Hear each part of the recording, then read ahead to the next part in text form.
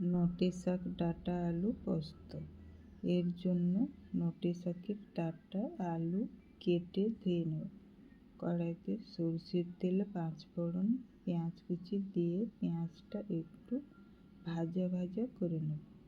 এরপর দিয়ে দেবো আলু ডাঁটা, পরিমাণ মতো নুন হলুদ দিয়ে একটু ভেজে নেব।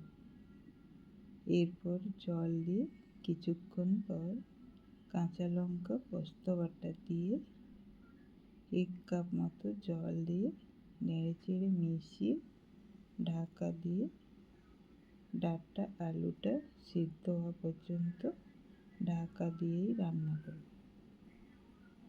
ডাঁটা আলুটা সিদ্ধ হয়ে গেলে একটু মাখো মাখো করে নামিয়ে নেব।